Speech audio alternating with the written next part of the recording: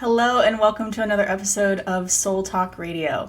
Today, we're going to be interviewing or having a conversation with my good friend Jessica Juliano.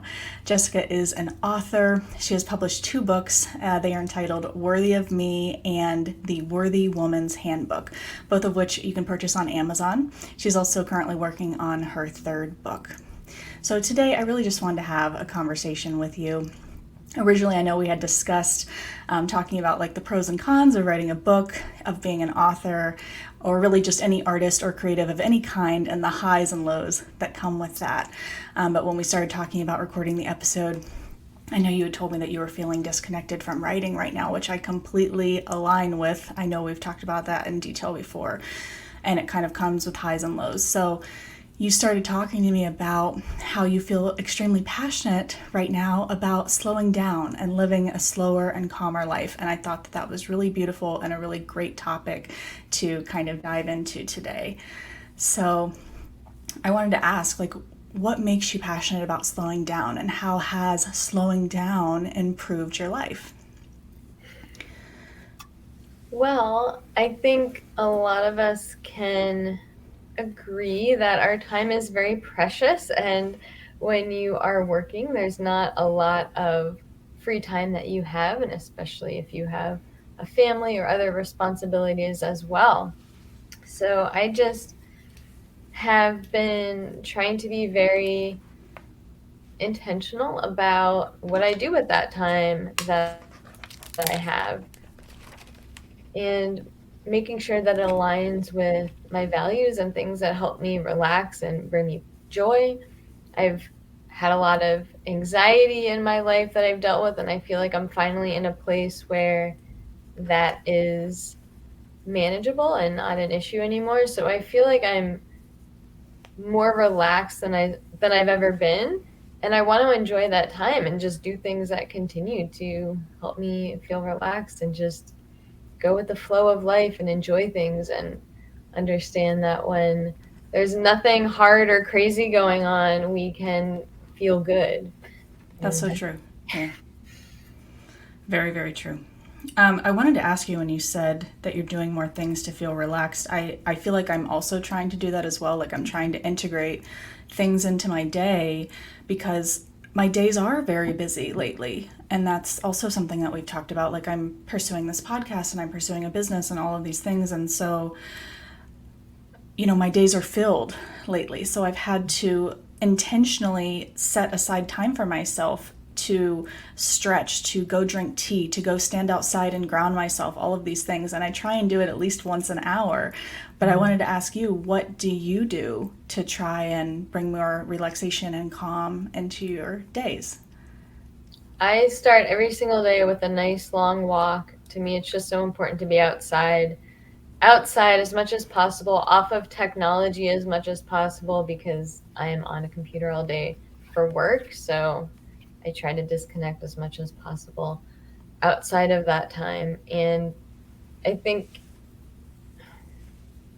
that's kind of it. Being outside and away from technology, is those two things to me are just so aligned with what makes me feel good. And the more I do it, the more over time it's just become a pattern that I don't even really have to think about anymore, and I really see the difference. Yeah, that's very true. First of all, anytime I think about our local parks, I think of you. I think that it's kind of part of your beautiful personality. I see you as this person who just really loves being outdoors, and I love that about you. And we need to go on another walk soon, hopefully before it gets too hot outside. But I agree. Like being outside, being in nature, my morning walks with Rue are one of my favorite parts of my day. And lately I've been trying to get out there before the sun gets too high so I can kind of see the colors of the sunset, and that's really nice and grounding. And I mean, I know I've told you this before, there's a lake near my house that I also try and walk to sometimes. And one of my favorite things is just sitting on the bench at that lake and watching all of the birds that collect at that lake, all the ducks and the Oh herons. yeah. Yeah. And I know you are also a bird lover. We've talked about Mhm. that. And so, yeah, I completely agree. Nature is an incredible facilitator of relaxation and peace. Yeah. Yeah. There's just something so, I don't know if it's this innate part of being human that when you just pause and watch a bird or watch a tree or watch something in nature, some form of wildlife, it's just so calming. It is. Yeah. I think because nature isn't in a hurry, but we are. No. And so Words when we signify. yeah, and so when we watch them, I feel like we kind of are reminded of that without it being said, you know? Mm-hmm. Absolutely. So, yeah, I know we've talked about birds before. What was your favorite bird again? Oh, I mean, I could never choose. I love them all. They're Yeah, all just magical. they are pretty cool. I know I've told you that my favorite's the great blue heron because it reminds me of my dad every time I see it. I Mm-hmm. feel like there was one that you told me reminded you of your dad because I know your dad has passed too. Yeah, I think for some reason I just associated Blue Jays with him. I don't really know why. Yeah, But I also love cardinals. I just love the sounds that they make, and they're all yeah. over the place these days. That's so true. I actually keep seeing a red cardinal in my yard, and I know you've probably heard when you see a red cardinal, it means that like a loved one is near or somebody who's Mm. passed over is near. Have you ever heard that? I have, yeah. Yeah. So when I see the red cardinal in my yard, I always think of my dad. So yeah, I totally relate to that. Mm. So another question I wanted to ask you is, so what are some of your favorite things about living a simple, more relaxed life? I feel like I'm able to focus on what's really important to me. So, for instance, I feel like in modern life, we're so inundated with advertisements and things that tell us we should be spending money and buying this and doing that, and that you have to be working your butt off to achieve all these things. And I used to buy into that. I mean, I used to push myself to achieve, achieve, achieve. And eventually I just realized that I wasn't the person that I really am.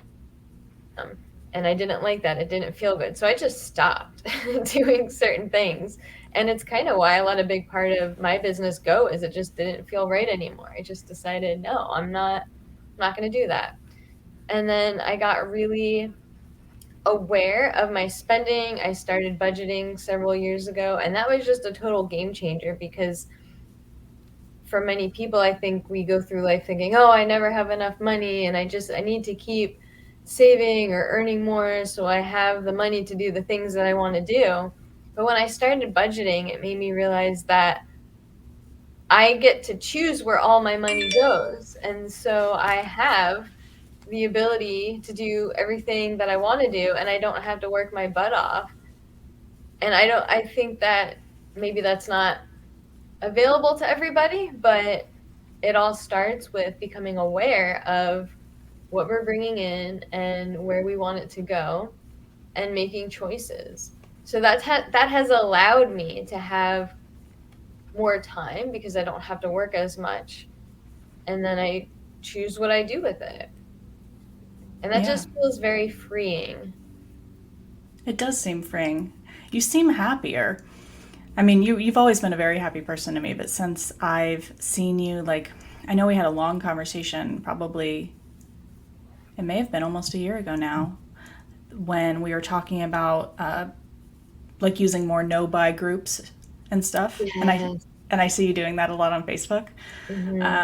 And I love that. I really love Facebook Marketplace as a place to like buy stuff that I really want that I see on Amazon, for example. But I'll do a search on Facebook Marketplace and then I'll set up an alarm for when that item comes for sale in my area. And I do love getting it that way.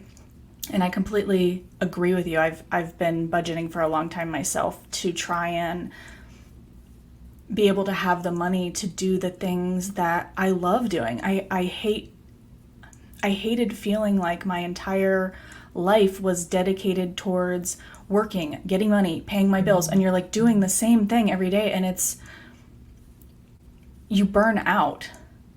especially when you're doing all of these things and there's not enough time or money to enjoy your life. So I do want to travel more, and I'm actually scheduling a vacation with my friend Sandra in California, hopefully in October. Oh, nice. Yeah, I'm really excited about that. I've never been to California. We're supposed to go to San Francisco.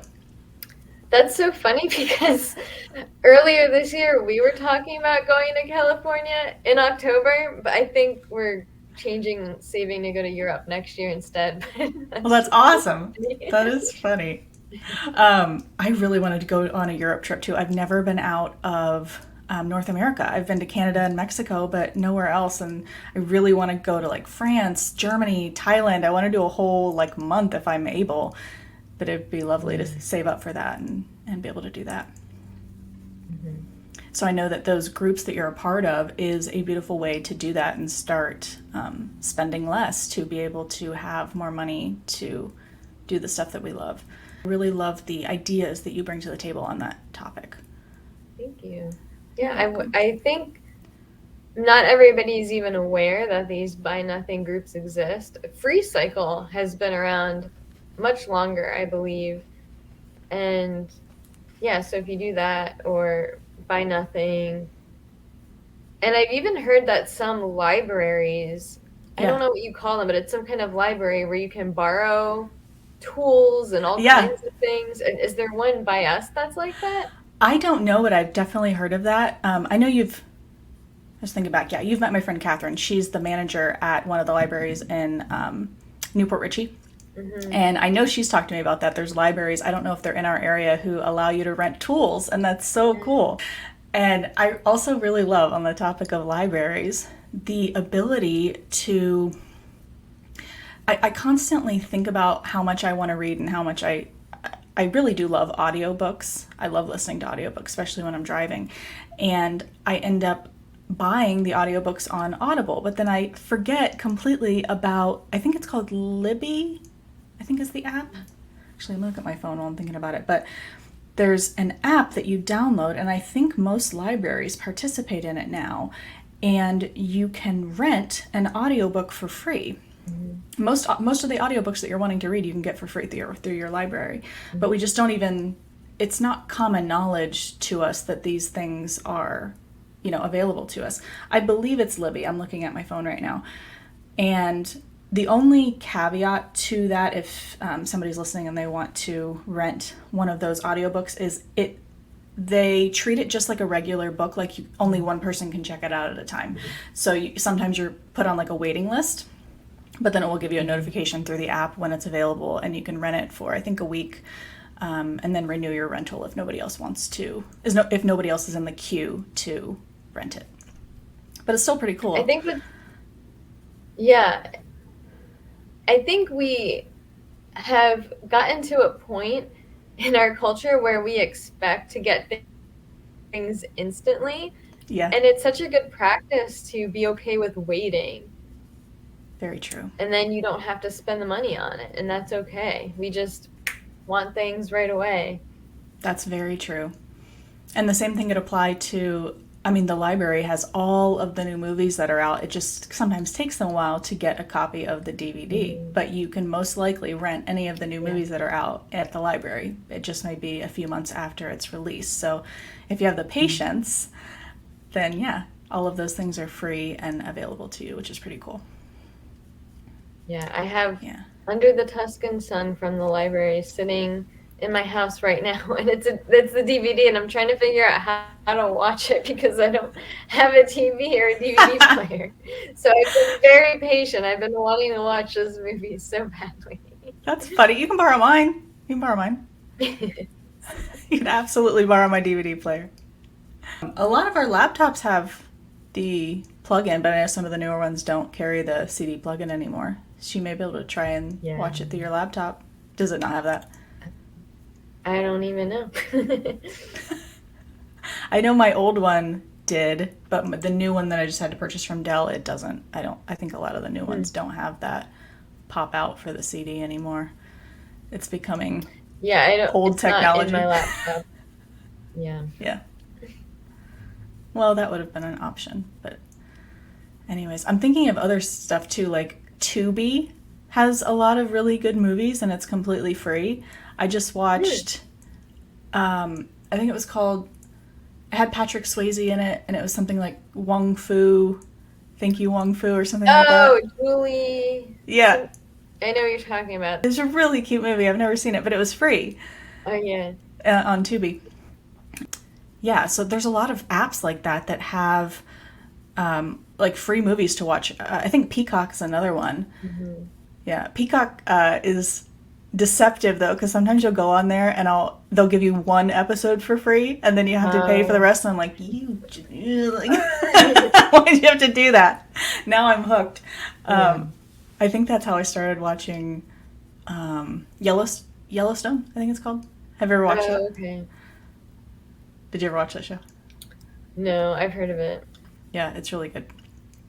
One of my other questions for you was, how has slowing down improved your life?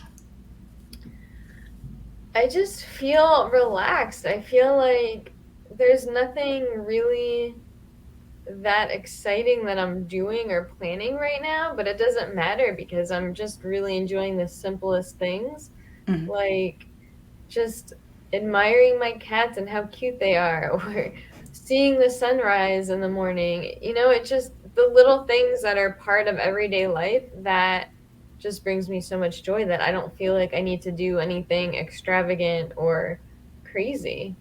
yeah. It sounds like you're bringing more mindfulness into your life. I guess so. Yeah. Do you ever practice mindfulness or meditation? I used to. I don't really so much anymore. It used to be a part of my daily life. I would say more so when I had a lot of anxiety in my life. And I guess since I've been feeling better, I just kind of stopped doing it, fell out of those practices. Yeah. No, I mean, I feel you on the anxiety thing. That's why I started meditating. It's been like 12 years ago that I Mm. first kind of found it, fell into it, and was experiencing panic attacks back then. And then that's what helped save me from my panic attacks. But I mean, not to say I don't experience anxiety, I still experience anxiety all the time. But meditation and mindfulness thankfully allow me to kind of step away from those thoughts that are running down the train tracks of anxiety and pause. And I'm sure nature is another, I'm sure you agree, is what I meant, that nature is another great Mhm. way of doing that. Yeah, I think there's many different ways that we can get our brain into a different state where we're out of our head, we're not caught up in those thoughts ruminating about things. And yeah, I would say physical movement has been I agree. transformative for me, and yeah, nature, absolutely. I completely agree. And breath work.